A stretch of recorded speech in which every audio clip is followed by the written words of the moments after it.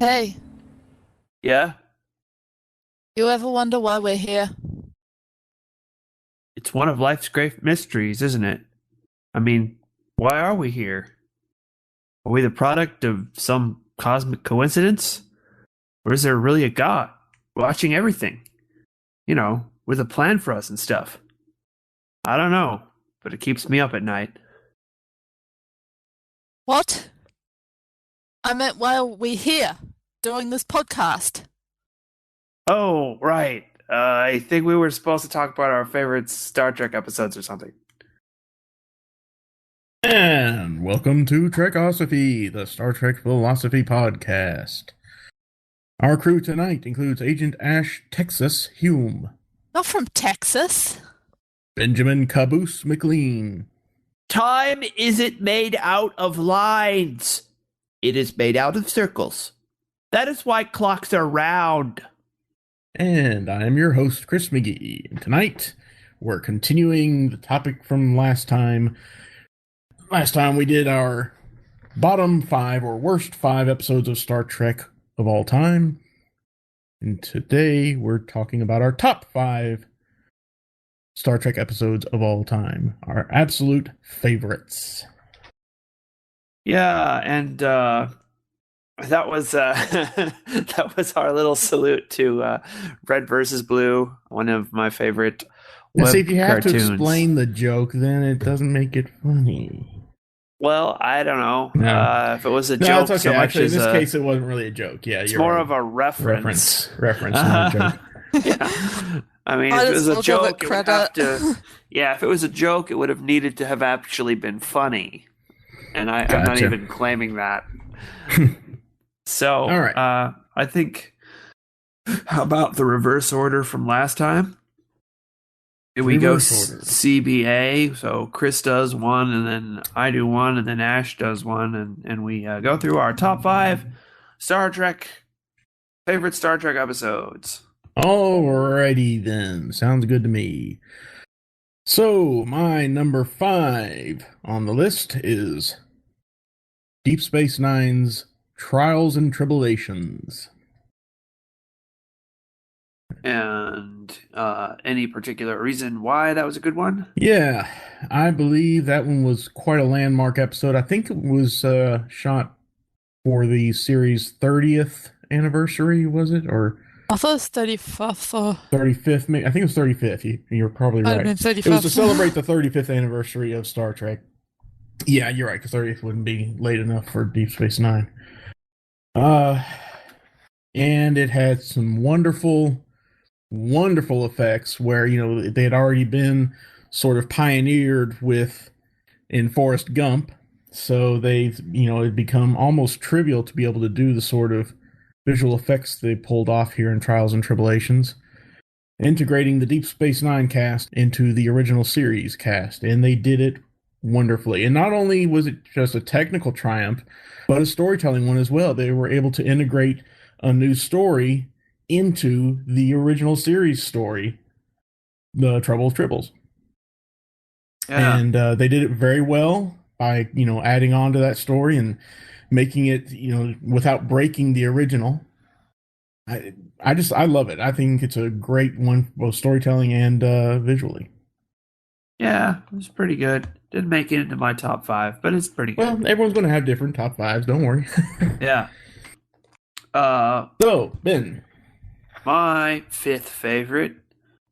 I guess I kind of imposed an arbitrary constraint on myself, so that they weren't all DS9 episodes.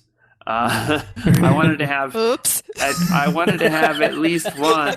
Hinting at Uh, a little something there, Ash, huh? oh, well, I wanted to have at least one Uh, that was from each of the series that I think are any good, which means no Enterprise episodes make it into my list. So I went. So my number five is the only original series episode on my list. And I don't know how much higher above the pack it really stands, but I chose the Tholian Web, which I don't know, kind of inspired my imagination as a young man.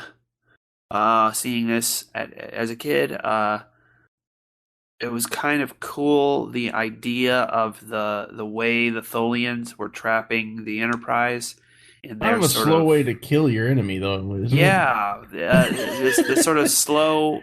It had a slow But buildup of the suspense in it. what was refresh my memory, please? I'm sorry to interrupt, but refresh my memory. Why couldn't the Enterprise have just left? They did something to disable the ship. I don't remember the Oh, details. okay.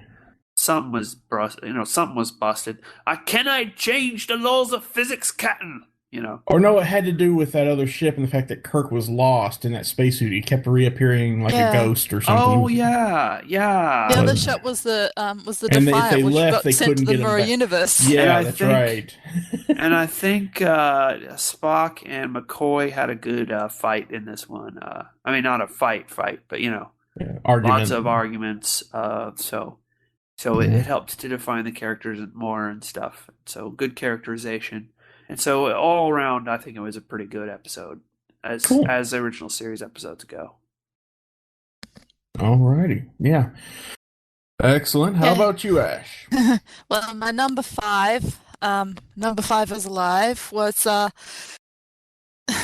actually I ummed and ahed a lot about this, and I could have picked many Oh, Deep Space Nine episodes, any of us could have picked tons. I mean, but that's why we love Star Trek. That's why we have a podcast dedicated to the philosophy of Star Trek, because we have dozens, if not hundreds, of favorite episodes. So yes, paring it down to just five was a difficult task. actually the top If it four was were an pretty easy easy. Number task, five was hard. You know what? I if felt the same way on if it the was an top easy four. task, The fifth one was the hardest to choose. if it was an easy task, then we wouldn't have so many favorite episodes, and we would answer people when they ask about Star Trek. We'd say, it's an okay show, not really great. Yeah, yeah, But because of the fact we have so yeah. many favorites, we love it, and thus it's difficult to pare it down. What But is okay, this go ahead. Star Trek? Um, Doesn't it yeah. have So Wookiees and lightsabers? That's me midichlorians. punching the person in the face. Sorry. Okay. And they all meet on Ewok Nor. Yeah, Cool. my number five, I went for my token not Deep Space Nine episode. I did manage a token not Deep Space Nine episode, which is Data's Day. Oh, Which one was that? that's an unusual Data's pick. Day was kind of a day in the life of Data. There's really no other way to describe it. It's the one where That's Data where is writing a letter to Commander Maddox, and he's describing his sort of typical day, and there's a woman a Vulcan woman who, spoilers, turns out to be really a Romulan spy, and O'Brien Ooh. marries Keiko, and Yep. Yeah, Brian marries Keiko. You'd I said have the one wonderful where news. O'Brien Keiko has canceled the wedding. yeah, I love that line. And he figures that if anything that would make Keiko happy must make O'Brien happy, so Yep. he decides that she's cancelled the will. That must be good news for O'Brien. It would make him really happy to hear. The reason I picked that as my favorite is I know it sounds like an odd choice, but it's kind of a personal reason, in that I can quite relate to Data in this episode. I mean, I relate to Data a lot in a weird sort of way. My hair does not require trimming, you lunkhead.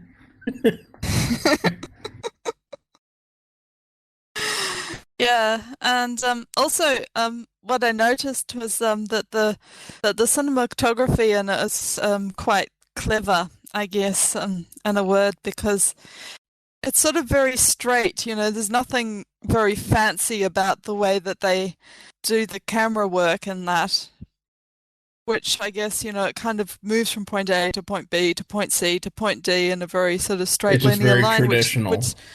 well, yeah, which strikes me as kind of reflecting Data's thinking a lot, or the way that Data thinks, I never thought about that.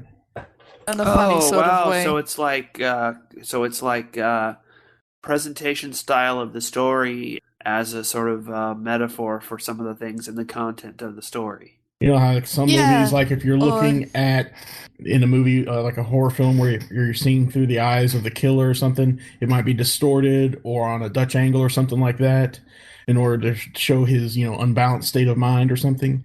Or in this one, you're yeah, I saying mean, that it's all very So, flat and normal and boring and everything, just like Data. so He doesn't what do are anything with flair or any. so what are blinding lens flares communicating?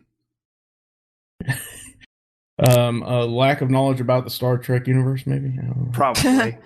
Anyway, J.J. Abrams just wants to give everybody seizures. I don't know. that's a good A big choice. middle finger to all Star Trek fans everywhere.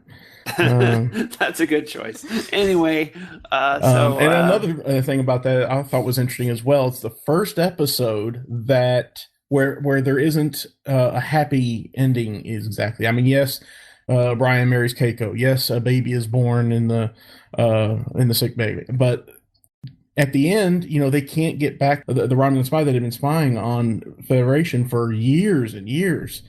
Because Riker says, some days you get the bear, and some days the bear gets you. They couldn't fight their way out of it. They couldn't get her back, so they just had to tuck tail between their legs and run back to the Federation space. okay. So, Okay, Chris, dude, let's find out what yours is. I'm talking too much here. All right, number 4 on my list is from Next Generation, The Measure of a Man. And it would actually probably would have been number 2 or 1, but as I watched more Next Generation and more Deep Space Nine, no one's kind of overrode it. But yeah, Measure Man's a wonderful episode. I think we've spoken about that before on this very podcast, discussing what makes a person sentient.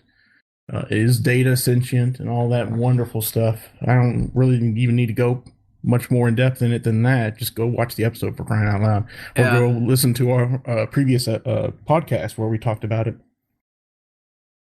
Yeah, I'm not sure if I completely agree with Picard's definition of personhood. I think it might be inadequate, but I think it is the start to an adequate definition. Actually, it wasn't his definition necessarily. I think it was Maddox's, wasn't it? Yeah, Maddox's definition, and Picard just adopts it, and it was constructed for the purposes of the Intelligence, self-consciousness, and sentience. Yeah, it was constructed for the purposes of the question that was Or before them, and consciousness, rather. they weren't looking for like a perfect Self-awareness platonic. and consciousness. Go ahead, sorry. Okay, They're they looking weren't for more of a They weren't. practical legal Yeah, definition. they weren't looking for a platonic definition that works for all cases. They were looking for a definition they could apply to data. So it seemed to work for that case, but I want there to be more things involved. Yeah, it was wrapped up almost a little bit too conveniently, I thought. Yeah, but the setup of it is awesome. Yeah, it is, and we had a that's why I measure of love the watching man, it. a measure of a man, Trekosophy episode already. So we don't want to rehash that too much here. No, not at all. It's almost more than you can really put into a 40-minute episode. We may have split it up. story, Even. I really, don't remember. Yeah. Measure of a Man was just crammed full, for sure. That was probably back before we limited our podcast to 45 minutes per episode. Definitely. We may have made it an hour and a half or 2 hours. That was a long one. Measure of a Man. Well, all right. Well, that's enough about Measure of a Man. okay. Ben. My number 4 was Lifeline from Voyager. And this is the one where the Doctor gets sent by Subspace. That's it. Subspace is the Star Trek Ansible. He gets sent by magic to the to the space station where lives the holography researcher, artificial intelligence and holography researcher who created him, and he gets to meet his creator and have one of those tense father-son reunion scripts. But the way it really explores the character of the Doctor is extremely well done. It's very well written. Dr. Lewis Zimmerman. Yeah, Dr. Zimmerman is a real prick dick. Yeah, and and that comes across really well, actually. So great acting by Robert Picardo. Hope I get his name right. Yeah, that's right. In both roles, because he's playing both characters. Yeah. And you almost forget that it's the same guy acting against himself, because the two react to each other so well, even though you'd assume that they were being shot. He had to react to nothing, or maybe to a video Or of stand himself in the or second something. time. Yeah, so the back and forth actually works, which means that the actor is actually really good. Yeah. Oh, there's no question about that. In my opinion, Robert Picardo makes Voyager, really, for me. But that's me. Oh, he's great. I think he's probably great. the best actor. But if he was the only character on Voyager that I liked, then I would like Voyager. I don't think he would have saved the show. So by that himself. explains why I don't like Voyager. Okay, carry on. Yeah. Something to look forward to. I actually like a lot of the characters. I think Tom Paris is fun. B'Elanna Torres is fun. I think Captain Janeway, the way she's just sort of this frontier woman, and sort of leading her tribe, is actually she actually does a pretty good job there. Well, this isn't the Voyager episode of Trekosophy, so we did that, didn't we? All right. I'm not sure if we have or not, but I just might say though, just that Voyager really goes back to the basics of what Star Trek was all about from the original series, where it's episodic with lots of action, but it still also retains overarching story arcs like DS9. They just aren't as important because of how it goes back to the original series formula, and they did a good job with that, in my opinion. Anyway, and Lifeline, wasn't that also the episode that right at the very end, the Doctor's book gets transferred to the Alpha Quadrant, and so all the holographic doctors turned slaves, start reading it and passing the book around or something like that? I don't remember that being in the episode at all. There's one episode of Voyager I remember later on where basically all the EMHs have become like slaves. They're in a mine working at work. Just doing manual labor or something. I've heard of that one. I remember that. I don't know if that was in this part though. I'd have to look it up. And the Doctor had written a book about slavery and becoming free or something. I can't remember the details, and somehow that book got transferred, or holonovel, I guess, got transferred to the Alpha Quadrant and starts spreading amongst all the holographic slaves, or the EMHs. Weirdness, but anyway. Yeah. All right, Ash, number 4. All right, number 4.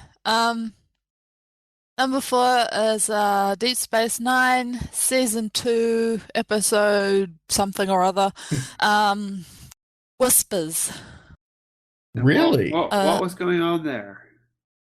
This is the one where O'Brien thinks that everyone has been taken over by this massive conspiracy or something, and he's come back from this system called Paradan system, and all the people on the station are acting very strangely. And what happens is he eventually runs away in a runabout, ducks through the wormhole all the way to Parada, and at the very, very end you find out that actually he is not O'Brien. He is a replicant who has been made to look like O'Brien and probably programmed to do something at the conference. We don't quite know what. That was one of those really weird episodes. Yeah, I remember that. That is a good one. Yeah. That was good. You're right. That makes total sense that would be in somebody's top 5 list, yeah.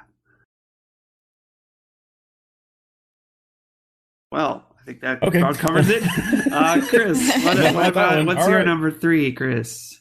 Number 3.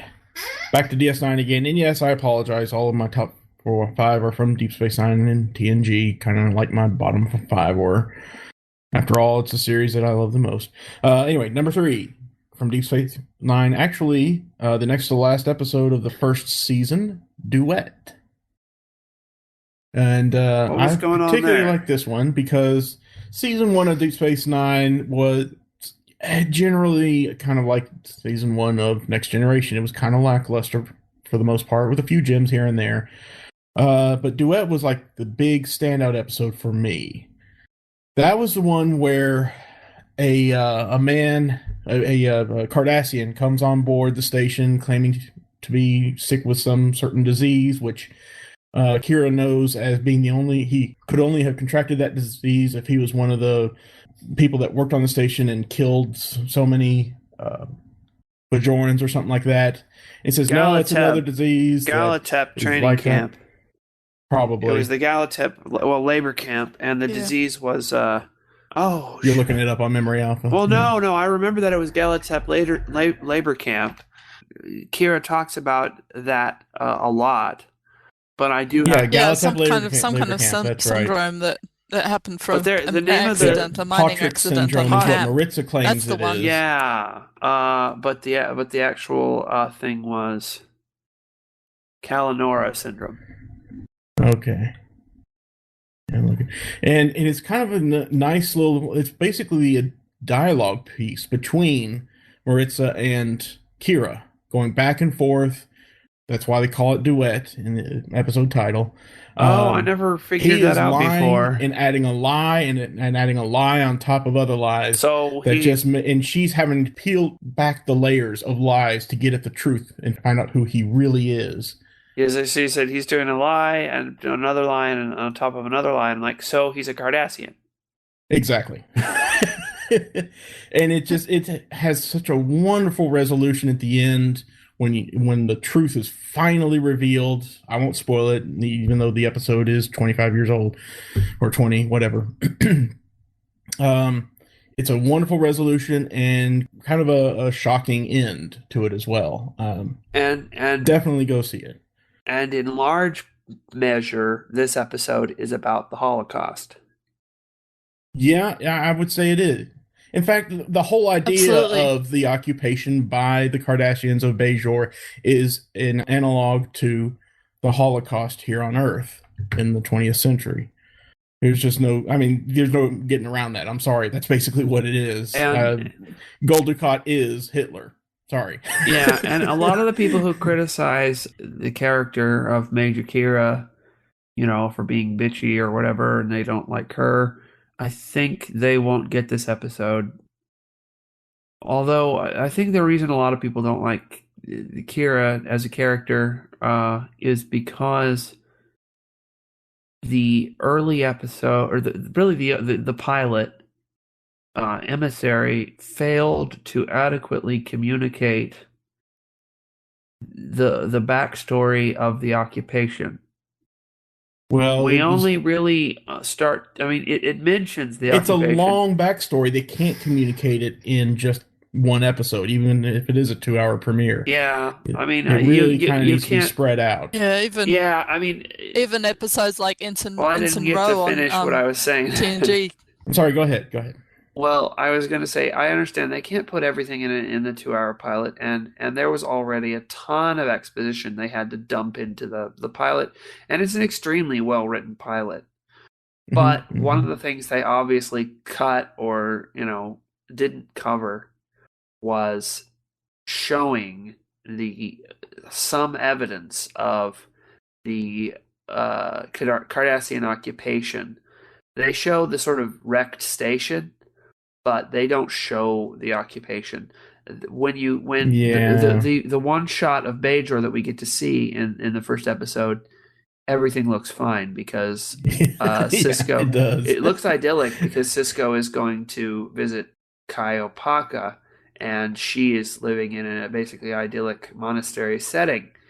And if one could argue that the higher up areas like that monastery may have been talking about the Kai here, after all, may have been left untouched or barely Yeah, touched by the Kardashians. If you visited the but I common wouldn't. areas of Yeah, Bajor, they would be wrecked. and they didn't show any of that, They and didn't so show I that. would have Yeah. found some way to show some evidence of the Cardassian occupation Yeah. in I the agree. pilot episode there, probably by having the place where he has to meet Kaiopaka be in the middle of some, wreckage or whatever.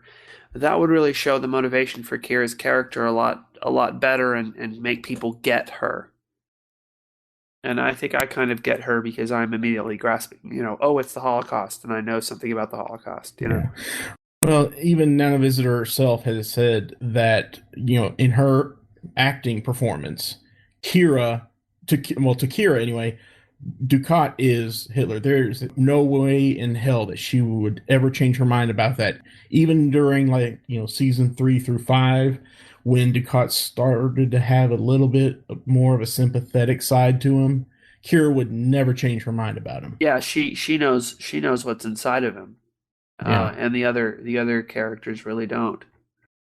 The way, dang it! Now I really wish that I had put. I guess I'm next. Yeah, okay, I'm done talking about Duet. That's just an awesome episode. Go watch it. Well, yeah, I put Measure of a Man as my number 3. But since we've already talked about Measure of a Man, I'd like to talk about another DS9 episode. Hold on, let me get the name of it. What's it about? It's the camp. How about Ash and I can do it? It's the campfire one with Dukat and Cisco. Oh, Waltz. Oh yeah, Waltz. Face of Evil. Mm-hmm. Oh, Waltz. Yeah, you got Duet and you've got Waltz. Duet and Waltz. Yep. Yeah. I guess they do. For a long time, I got those mixed up. They kind of go together, don't they? Yeah. Waltz would probably be the other number 3 I'd choose, because of its deep exploration of the character of Gul Dukat and the conclusion that it reaches, the philosophical conclusion that the episode reaches. And in that one episode, Cisco had to peel off layers of not necessarily lies that were being told by Dukat to cover something up, but lies that he believed himself. Right. And Cisco helped him pull those off to get at the truth. And, so again, it's sort of a companion piece to this one. And then there is this brilliant performance by the Phantom Kira, the brilliant performance of the Phantom Kira who taunts Dukat and is way more evil than the real Kira would be, Yeah. But she drives his fantasy of her drives him even further over the edge. And the way this episode deals with right and wrong is, I think this is probably one of the best Star Trek episodes of all time. I should probably have made it my number 1 now that I think about it more. I want to read this quote, which sums it up, which is right at the end. Cisco says, "Sometimes life seems so complicated. Nothing is truly good or truly evil. Everything seems to be a shade of gray. And then you spend some time with a man like Dukat, and you realize that there is such a thing as truly evil." I mean, that is some deep stuff right there. Because that was kind of the whole point of Deep Space Nine, was to show shades of gray, whereas the Next Generation was more black and white, evil and good. Deep Space Nine was exploring the shades of gray, and here's a man who is he's no shades of gray. He tries to be, but he's not. He's just plain evil. Well, yeah, DS9 doesn't.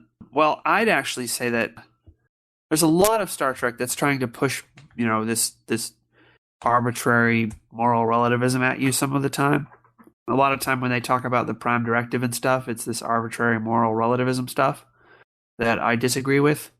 And I think this episode does a better job of dealing with the question of meta-ethics. It says, there's a lot of stuff out there that maybe it's not so clear whether it's right or wrong. Mm-hmm. But there's some things that really are wrong.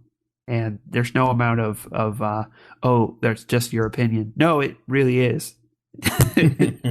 there's no goddamn opinions about it. At least some of the time, there are some moral absolutes. Not all the time, but at least some of the time. And that's how I would interpret that story. And that should have been my number one. It's not, but I should have. Well, yeah, too late. We've already picked them. Alrighty, Ash, number 3. Number 3. Okay, I don't know if this is related or not. I guess it could be in a way, being as it's about the point where Ducat goes back from being sort of on the grey side to, no pun intended, being that he's a Cardassian, to being evil. I get it. Their skin is gray. That's funny. I never thought of that. But yeah, took your time. Well, yeah, but I mean, it kind of ties in with the metaphor in the show. They literally are the shade of gray, aren't they? Anyway, sorry. What were you saying? So it's kind of a two-parter. But if I was to lean towards one over the other, it would be season 5, In Purgatory's Shadow. Okay. Which is the first part. To the second part of it is called By Inferno's Light, which is also awesome. But the first episode of that is, I think, in my opinion, just a little bit better. I think just because so much happens, it's got action, it's got humor, it's got twists and turns, and sort of things that you weren't expecting, things that are dramatic, things that are revealed about characters, and it's, I guess, in a way, the turning point, where the Dominion goes from being this distant threat that hasn't sort of that people, they've had a few run-ins with them, and they don't trust them, and all that. The Dominion sort of goes from being this distant threat to one that sort of, I guess, comes through and becomes an immediate threat at that point in time, leading, of course, up to the inexorable march towards the Dominion War, which, as a history buff, I find brilliant. Yeah, I just think it's a really interesting story. It's great to watch. It's entertaining, and a lot of things happen that they somehow manage to balance out without it seeming overcrowded. All right. Well, that's all I have to say about that. You put Ben to sleep. Well, no, I'm sorry. That wasn't you. I'm in college. I wouldn't argue with most people choosing almost any Deep Space Nine episode as one of their favorites, because my favorite series. Who was next? Chris. Yes, you have to do your number 3 now, isn't it? Or was it number 2? Number 2. All right, number 2. For my number 2, it is, and back to Next Generation again, The Inner Light. What else can be said about The Inner Light besides it's just freaking awesome? It's probably the best Next Gen episode in my opinion. So, were there 4 Inner Lights? Ha, ha, ha. And I'm sure most people already know, but I'll mention it anyway. This is the episode in which Picard lives an entire lifetime in the span of about, 35 minutes, I think. And or a couple of hours experiences an entire civilization from the point of view of one of its inhabitants, Kamen. And very touching story. If you're going to watch it, make sure you got tissues handy. Great episode. If I had to find one small thing about it that would be, something to complain about, it would be that it's quite interesting that the inhabitants of the planet named their planet the same name that the Federation had named the planet, even though the planet had already been just, burned up basically for thousands of years. How did they happen to come up with the same name? Oh man, now we should have. Now we should have. Universal translators. Yeah, now we should have. This episode was apparently named for an obscure Beatles song that was the B-side Yes, on Lady Madonna. that's And right. now I'm thinking we should have done a Beatles themed opening. We knew Save that that for another some one. other. Yeah, Some other time. we may devote a whole episode to the Interlight or something. Who knows? But anyway, I don't know what else to say about it. Just go watch it. All right, Ben. Okay. Well, there was this one episode where they discover a new planet and it emits a mysterious energy which disables the ship. So they have to beam down and they meet this alien who says, "Hey, you guys are repeating the plot of almost every Star Trek episode." Mm-hmm. Okay. That's your number 2. No. and then the guy wearing the red shirt dies. Okay, my number 2 is Elementary Dear Data from The Next Generation. Mostly because Yes. I'm a huge Sherlock Holmes fan. For years, I have always loved Sherlock Holmes. I've read all the stories. I've listened to most of the radio shows and seen a lot of the movies. I could definitely trade Holmes trivia with some of the best of them. And so I pretty much know all of the Sherlock Holmes references in this movie from the original stories, and how they use the Sherlock Holmes film canon kind of in their portrayal. And it's a lot of fun getting to see the this weird crossover of Geordie in Victorian London while still wearing his visor. That was just so weird.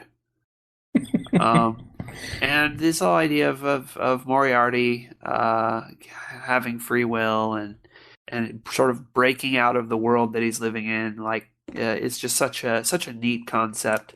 And so it's all around fun. And and the theme in the episode, which is about, you know, what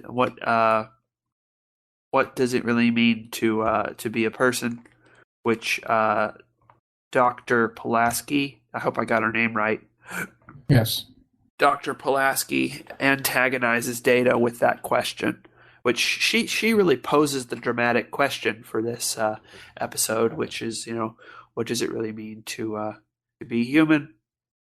How do you tell a human from a machine? So a great theme on a philosophical level.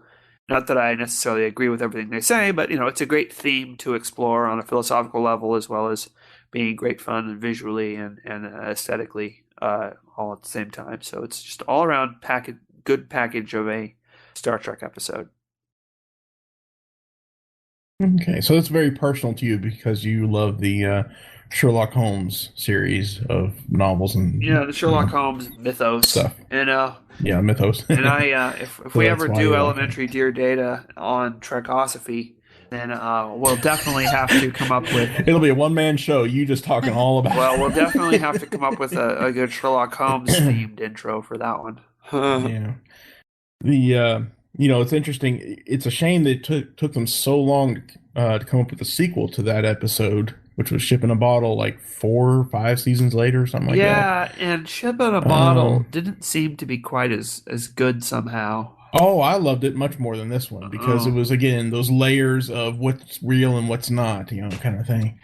But the reason why, I don't know if you're aware of it, but the reason why is because after this episode aired, Paramount got into quite a bit of trouble with the Sir Arthur Conan Doyle's estate about the license to Holmes. They did not have the license to do this episode, and so they got really pissed about that.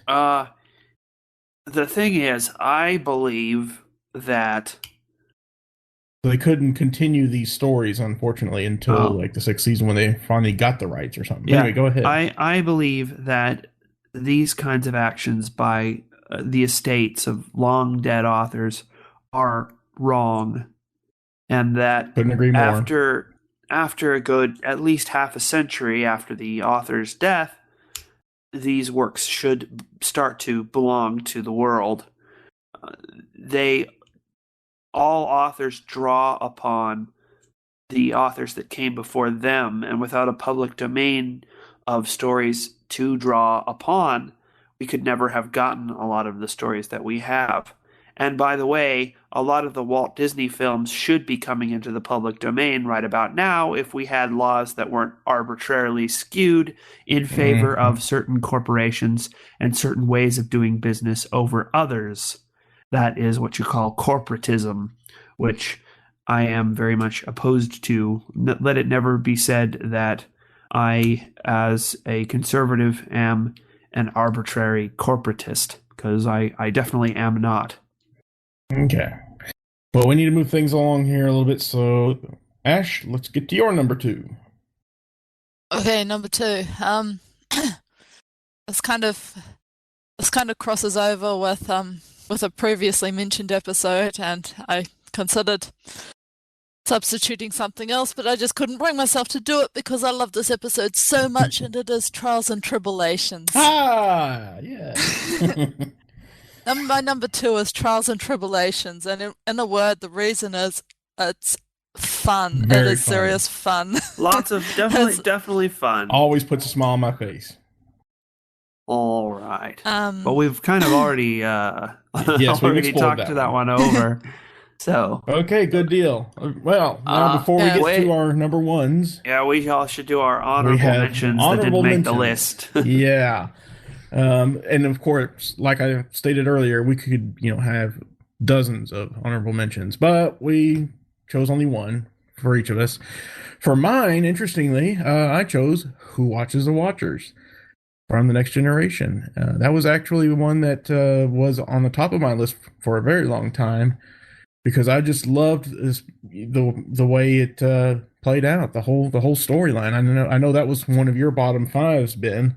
It was number two, second worst Star Trek episode ever, in my opinion. And it's essentially almost, like 6th best or whatever on my top list. But and we've already discussed that. You don't like the whole idea of the fact that it's an achievement, according to the Federation, that a civilization, abandons their belief in the supernatural. Yes, I think that is necessarily call a religion supernatural, but anyway, that's a big long story we can get into sometime on a standalone episode of Trekosophy. Religion and supernatural aren't necessarily the same thing. That's what I mean. That's what I said. But what I'm saying does stand for the idea of the supernatural, not necessarily the religious. I am talking about a metaphysical category, not a religious one. And it would have been so easy for Picard to just capitulate and say, "Yes, I am God, and here's are the rules I want you to live by," and so forth. But instead, we probably have a whole episode full of what we could say about this. It's not that I disagree with what they did in trying to dispel the myth that they created. It's this. Obviously that would be the right thing to do to undeceive the people. I'm glad he stuck to his guns and persisted in the truth on that. But what I found what I found objectionable was the arrogant assertion that a people that comes to agree with the Federation on a perennial question of metaphysics has made an achievement.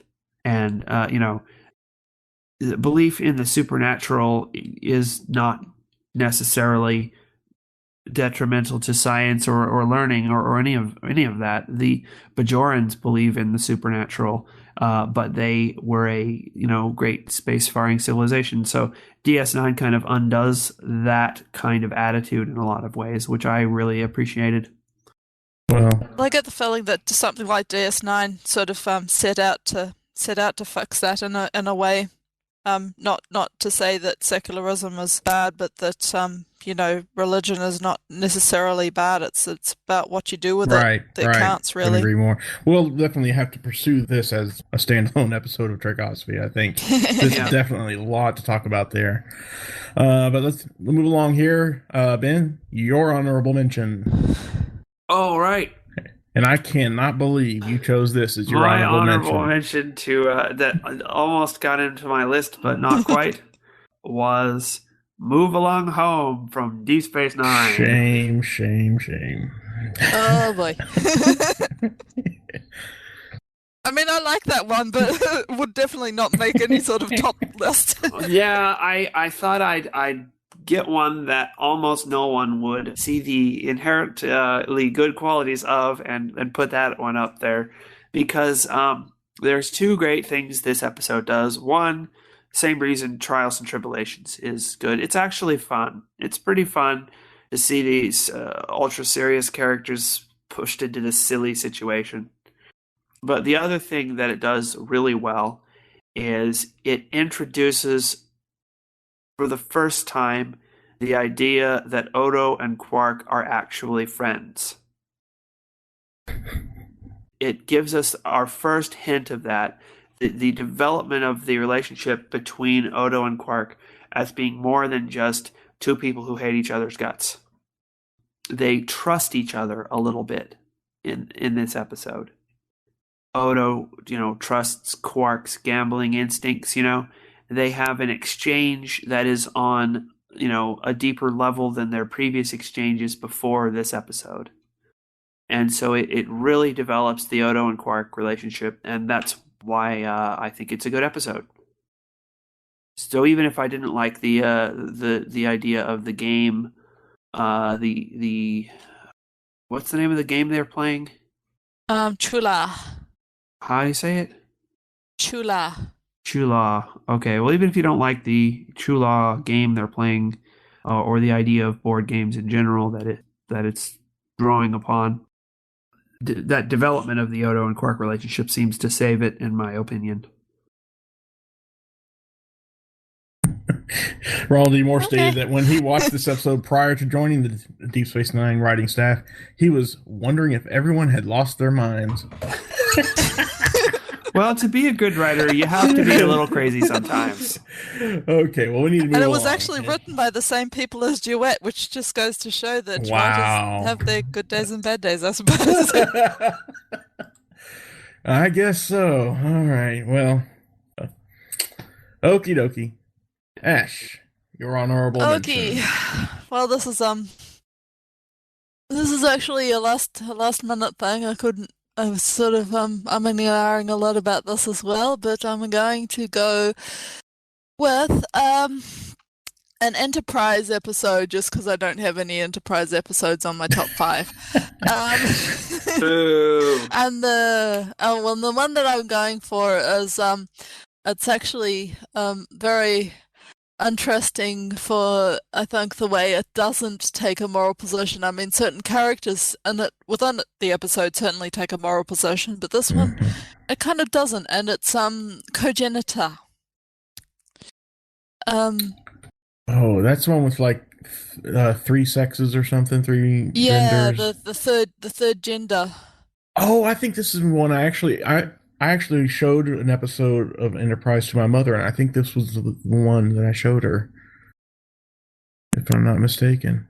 Yeah. That's the one where he tries to teach that one girl or something that the cogenitor to be her own person or whatever.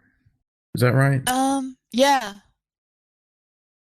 And it's kind of weird, but every time this comes up, every time I watch this episode, I can't help but thinking of, there's a line from a musical called Man in La Mancha, which is like a rehash of Don Quixote. Something that the woman in it says, Alonso, I can't remember. Anyway, she says to Don Quixote, she says something like, and I hope I can just quote this for a moment, it's, you have shown me the sky, but what good is the sky to a creature who cannot do better than crawl?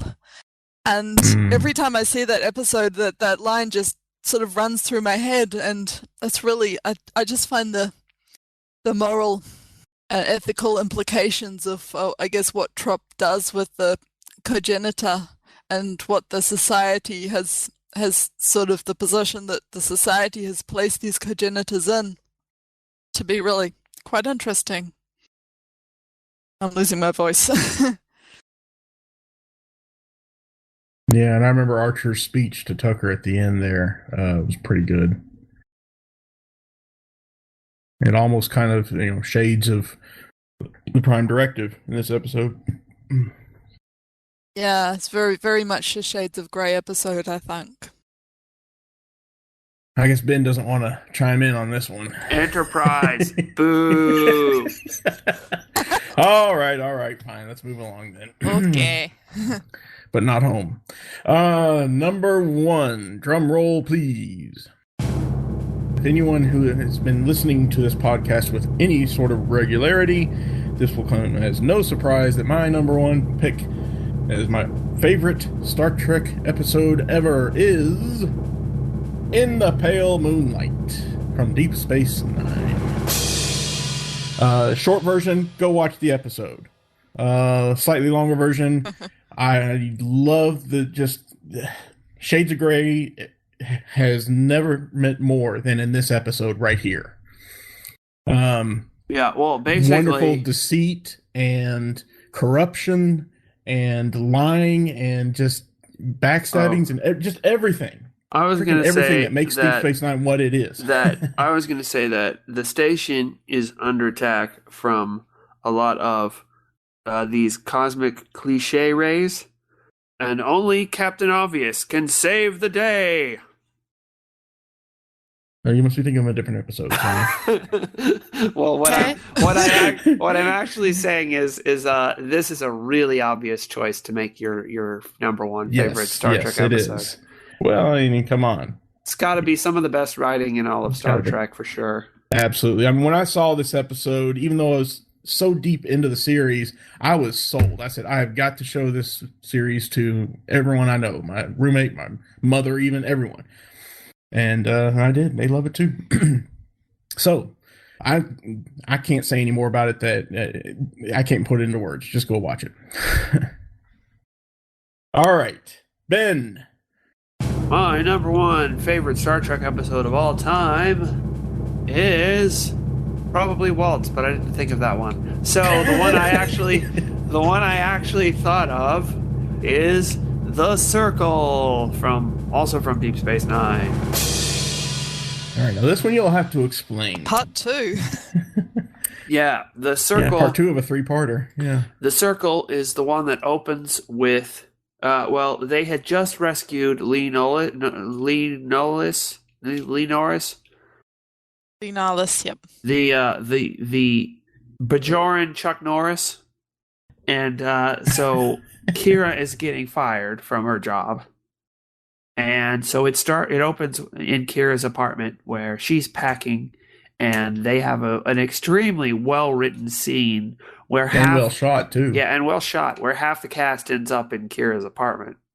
And this is the episode where Odo gets to make his "You have a personal code" speech, which is great. And then they end up finding out about the sort of secret conspiracy going on within Bajor, which is secretly being funded by the Cardassians. So there's lots of great political intrigue. All the characters are presented well. It further develops their relationships really well.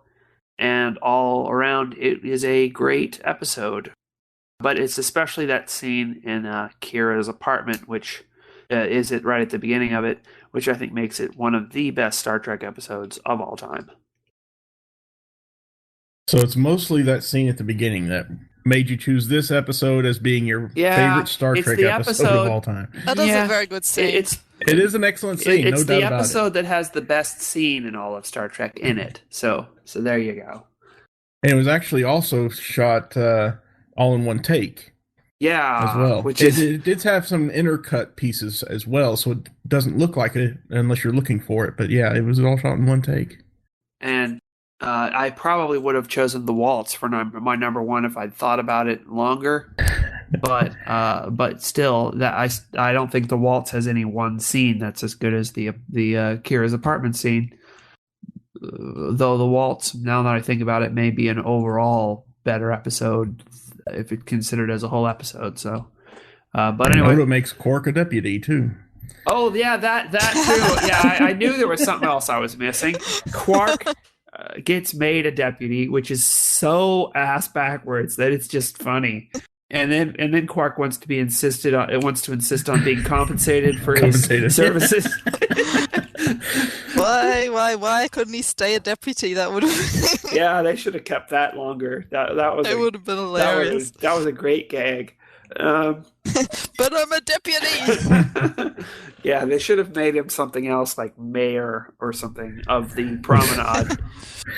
Well, he's already the chairman of the Promenade Merchants Association. That's right. Yeah, but they should have made that more important so that he could put on airs. That would have been hilarious. You're gonna have to edit this, Ben. The On Memory Alpha. You're gonna have to edit the wiki page for the Circle. They don't have your favorite Odo speech in there as a quote. What the heck?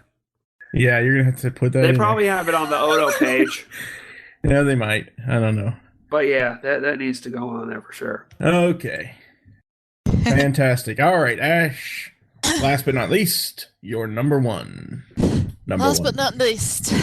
Okay, I really like On the Pale Moonlight. Don't get me wrong, it's a good episode, but probably the one that I like more than the Pale Moonlight is which, a lot of people might disagree on, is the one that comes before, which is actually directly before the Pale Moonlight, and kind of makes for a good two-parter to it, in a way, in a funny sort of way. It's Inquisition. Oh, interesting choice. I'm trying to look that up. Ben's looking it up right now. Everyone, quickly type it into Memory Alpha. Oh yeah. Sloan. The Sloan. So it's episode. The episode. Yes, they introduced Sloan, Section 31. I don't know. I make no secret that Bashir is my favorite character, and I like episodes that feature him very much, mostly. With one or two exceptions, but for the most part, I like his episodes very much. I like the drama of the episode. I like the way that it sort of, how do you say, it starts off, rather loose, sort of dramatically, and sort of as the episode progresses, it sort of gets, I don't know, tighter and tighter and tighter and tighter until you really feel that, oh my goodness, this guy has wiggle room left almost. Has the sort of twists and turns, I guess, when he starts to, doubt even himself when Wayun suddenly comes into the picture. I like the way it brings up sort of past episodes or past things that he's done and ties them all together in a way that it's not a correct theory, but certainly makes for an interesting way of tying all his past actions together. I almost put in enter Arma in Silent Legas as a choice on my top 5 for many of the same reasons, because Section 31 is so awesome. So this seems like a pretty good choice on your part. And I really do like Section 31. It was directed by Michael Dorn too. Yes, it was. And it's so ominous the way it ends. I just Yeah. It is an excellent episode, no doubt. I sometimes find it a bit of a bummer that they couldn't have had more Section 31 episodes. So they're kind of weird. You love them or you hate them, but by the time this aired, they were already I guess in pre-production or production for the 7th season. Yeah, that was so they didn't have it. All the stories that had already been pitched for the 7th season, none of them included Section 31, and then they started getting fan mail saying, we want to see more Section 31 in Sloan. And so they said, okay, well, and especially what's his name, the guy that plays Sloan. We want to see more of him, so they had to kind of scramble and come up with at least 1 or 2 episodes. Well, yeah, that feels 1 or 2 strange more that they episodes with him. weren't intending to, because the way that it ended certainly implied that they were going to bring him back again. Oh well, But then the way that's not Defiant the first, ended. yeah, that's what I was going to say. That's not the first time they've said, well, we'll bring someone. We might bring someone back again, and then they don't. We'll try and rescue you, Thomas Riker. And did they ever? Yeah. Oh. Yeah, I keep wishing they would bring back the Binars. I think the Binars were a very interesting species. They should have, alien. One of the laziest species I've ever, ideas for a species that I've ever seen, I think. Oh, come on. It would have been cool. I found the colony of Terra Nova to be quite interesting culturally, even though they were humans. I wonder whether or not the Binars grew up and became Borg. I don't know. But I think they would. I think putting some Binars on the crew and then further developing them would be awesome. You know how the Ferengi were when they first started. They weren't fleshed out yet. I think you could take the idea of the Binars and go somewhere awesome with it, like that. So there's my favorite race in Star Trek. People have a hard enough time remembering that Hugh was third of 5.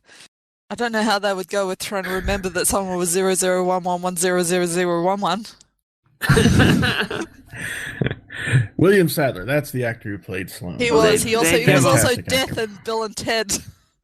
Yes, and he was also in Die Hard 2. He was the villain. And he was in Shawshank Redemption. He makes a good villain, except in Shawshank Redemption, he wasn't a villain. He wasn't a villain. He was just a he thought that Musketeers were written by someone named Dumbass. Yeah. Oh, right. Yeah. It was Dumas or something like that, wasn't it? Yeah. Dumas.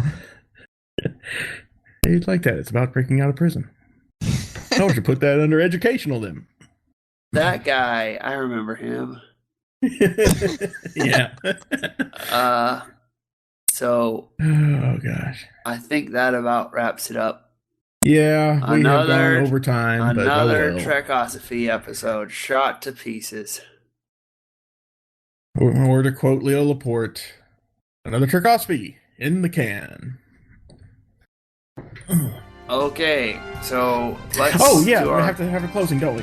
Okay, so where am I? I am lost. Yes. Thanks for listening. Yeah. Or do you want to do it? I can do it, sure, whatever. Thanks for listening. I hope you all enjoyed our episode of Trekosophy, and join us next time when we will discuss armpits in space. I'm Ben McLean, and other members have been Chris McGee and Ash Hume. Join us on Facebook, facebook.com/Trekosophy. Follow us on Twitter, also twitter.com/Trekosophy, or check out our website at Trekosophy.com, and even our YouTube channel at youtube.com/Trekosophy, where one of these days we'll finally catch up with getting all of our episodes on YouTube. And always modify the phase variance before you fight or reverse the the polarity. Because if you don't, then they can cut right through your shields, and that's never good. Carve you up like a turkey. Yes.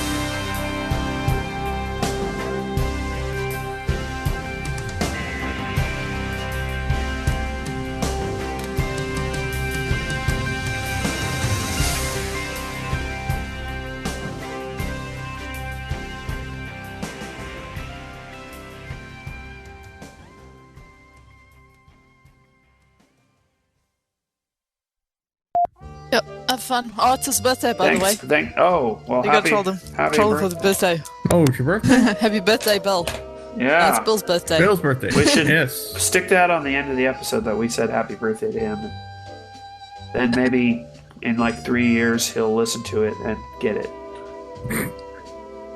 He'll be 3 years older, but it'll be his birthday again because time. There. Wow. Number 1. Drum roll, please. Do you mind if I just grab a drink first? Sure, go ahead. And now we pause for our advertisements to tell you to grab a nice, refreshing Coke or whatever. No. Grab a Sluggo Cola, the slimiest cola in the galaxy. Right, yes. Yes. Boy, I could really go for a Roctagino right now. Keep me awake. Where were we? Digress. The number one. We went to a weird place as soon as Ash left.